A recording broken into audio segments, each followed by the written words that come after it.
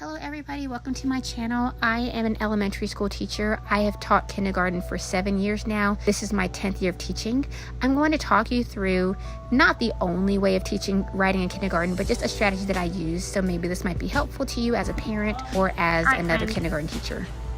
What question do we want to write? Can you think of a question we want to write? The same question. A different question. Did not have to the box.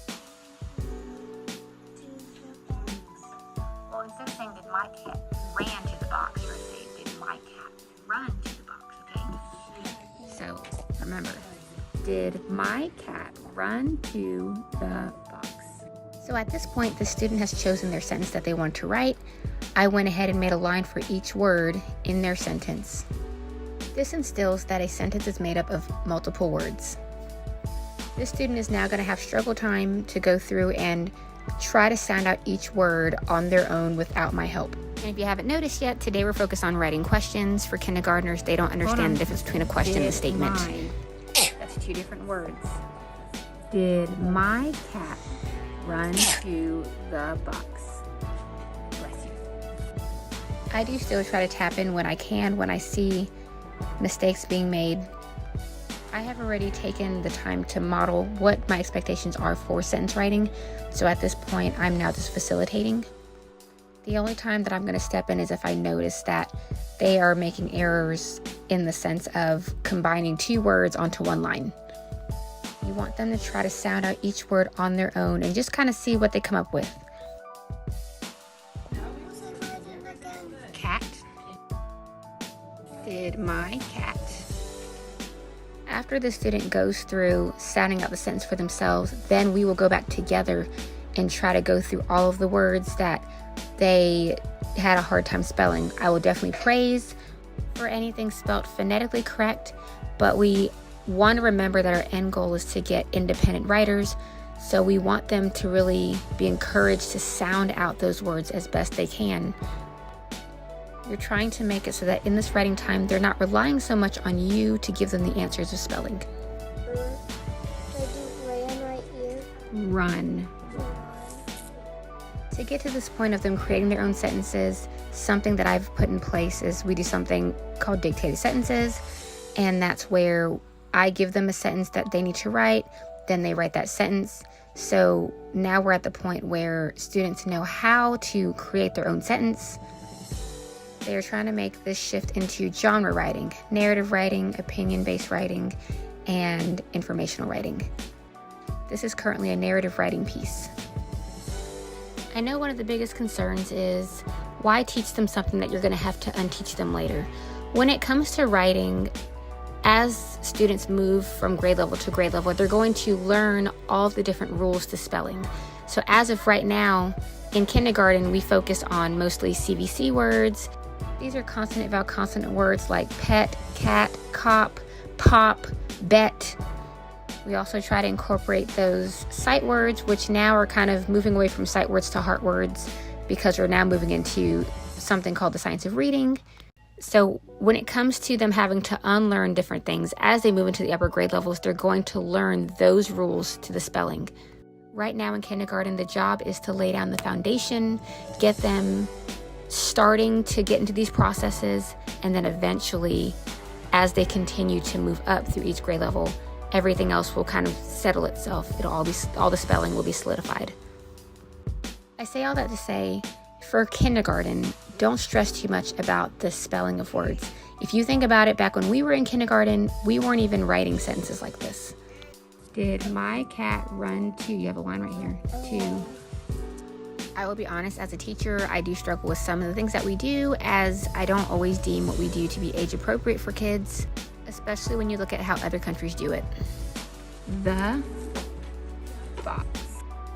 This is where, as a teacher, I personally try to cater to every single one of my students' individual needs and help them how I feel like they need help. While there are some kids that can handle writing without a doubt, no issues, there are still some students that just aren't ready for this, and it just falls for me into that category of, is it age appropriate or not? But being in public school, sometimes you just kind of have to roll with the punches. In this, I'm a huge fan of differentiation. Some kids come in knowing many things, while other kids come in not really knowing much of anything. So I move my students in a progression that fits solely for them. Let's talk about this one. Did. You did a great job. We've got D, I. We're missing a sound. Did. D. We're missing another D there. Now, what did we talk about? This I think you're confused a little bit. So this is not the proper noun I. Remember, the only time you uppercase I is when it's by itself. Is this I by itself? No. So we're going to have uppercase D for the beginning of our sentence. Uppercase D, lowercase I, lowercase d. Finger space, my, great spelling. I'm going to give you a story point for that. Lowercase m, lowercase I, and what can you represent lowercase? Cat, lowercase k, lowercase a, lowercase t. So you get another point for that. Run, not ran, run. So what do we need to fix it here? We have run. What letter do we? So what letter do we change? Right now it says ran. That says ran. So how do we make it say run?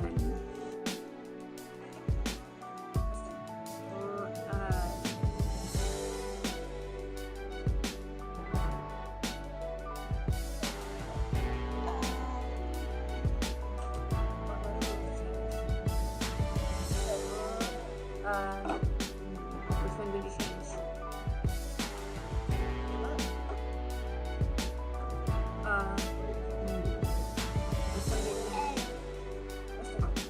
Does that match? Is R?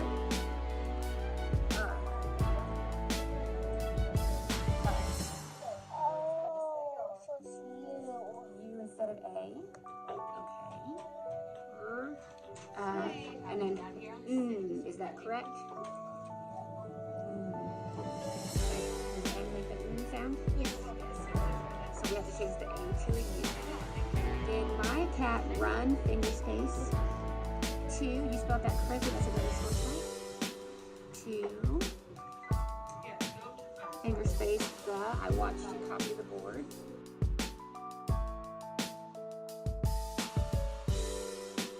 Finger space, oh, I'm not going to be able to fit box here because look, that's the end of my page. And if I try to start writing box here, it's not going to fit. So I'm going to come down here.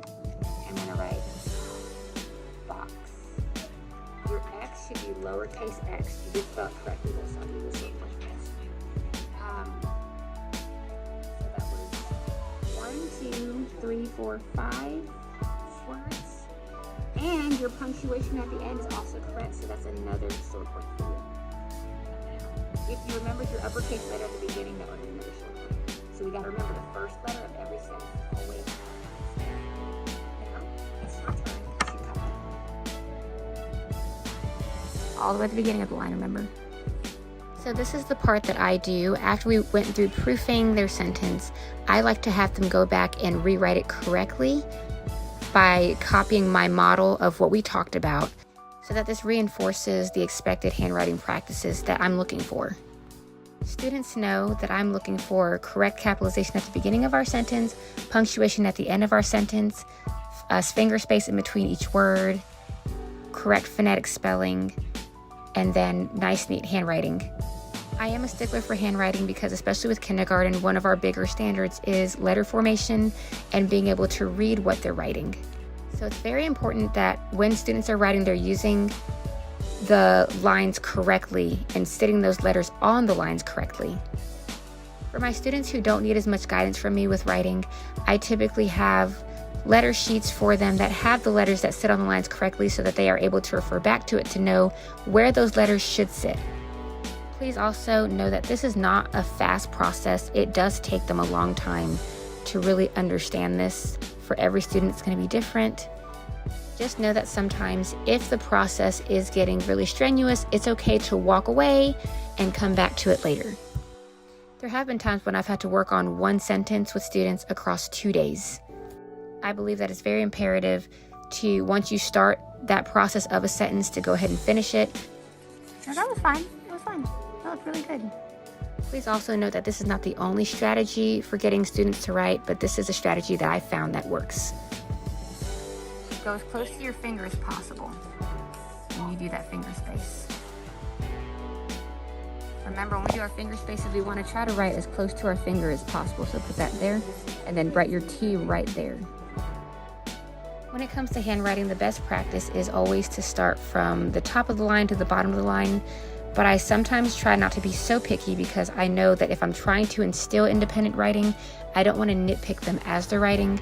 So I always put in my brain, if I was not sitting next to the student while they were writing, would I know if they started at the top of the line to the bottom of the line?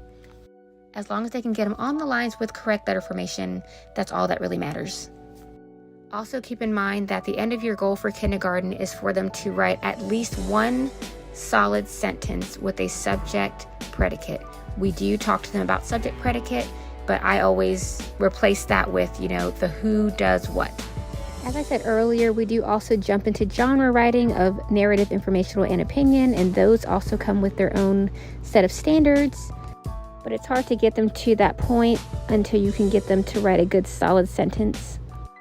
Here is the final piece of what we did, and these are just some other examples of other days, so you can kind of see the consistency of how we do it each time. Can. What letter is that? Can. You spelled I correctly. Good job. This is your finger space, and then finger space, have. Now you started have with the right sound. Have, just start with the next. Can I have, listen, have,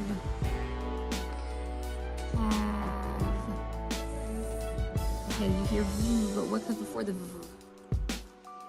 Listen. Okay, what letter is that?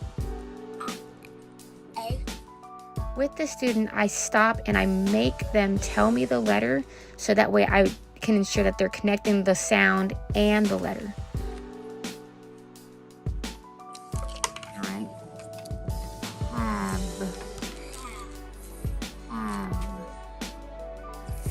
What letter is that? C. Look at your alphabet chart. What letter says What sound does that letter make? That doesn't make the V sound. What sound does that letter make?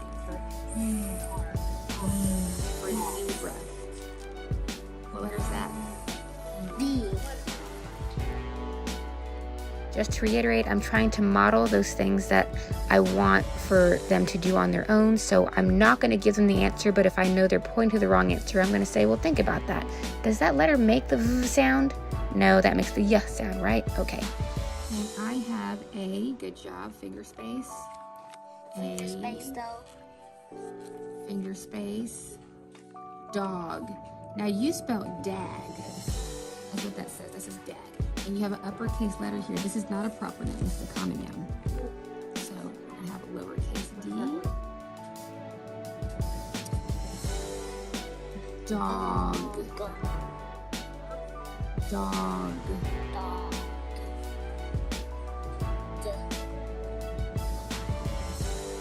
What letter is that? All. What letter says all?